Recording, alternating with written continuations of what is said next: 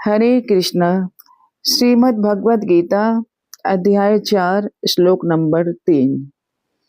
भगवान श्री कृष्ण अर्जुन से कहते हैं, सो एवायम मया ते द्यो योगः प्रोक्तः पुरातनः भक्तोऽसि मे सखा चेति रहस्यम ही एतत् उत्तमम्।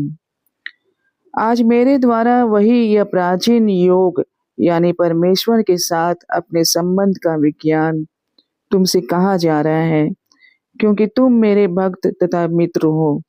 अतः तुम इस विज्ञान के इस दिव्य रहस्य को समझ सकते हो।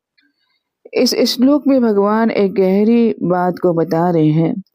कोई भी महान ज्ञान तभी सार्थक होता है जब श्रोता उसे ग्रहण करने में योग्य होता है। वक्ता चाहे स्वयं भगवान ही क्यों ना हो, पर श्रोता में समझने की शक्ति, योग्यता, भक्ति का भाव होना चाहिए। अर्जुन में यही दो विशेष योग्यताएं थी। प्रथम, वे भगवान कृष्ण के उत्तम श्रेणी के भक्त थे। उत्तम भक्त कौन है? वह जो 24 घंटे भगवान का स्मरण करता है और उनके पूर्ण आश्रय में निवास करता है।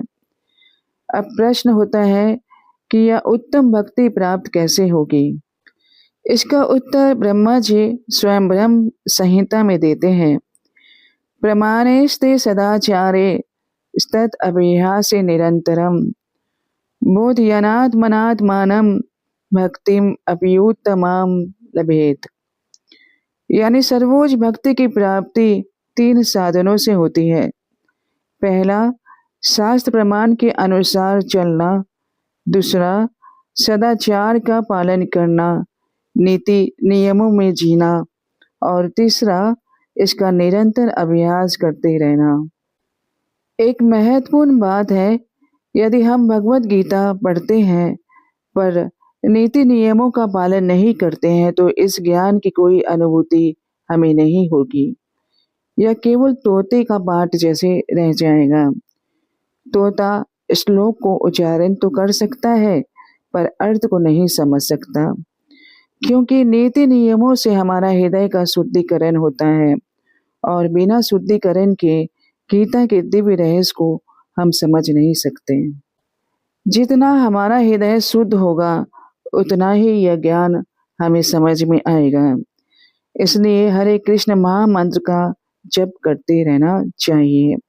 यह मंत्र सीधे हृदय को शुद्ध करता है और यही वह साधन है जो हमें उस योग्य बनाता है जिससे भगवान स्वयं कह सके, तुम मेरे भक्त हो, मेरे सखा हो।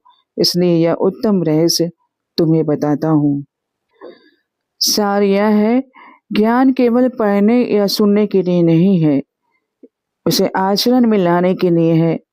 शुद्ध आचरण से हमारा हृदय शुद्ध होगा और शुद्ध हृदय से ही हम प्रभु के परम रहस्य को धारण कर सकते हैं।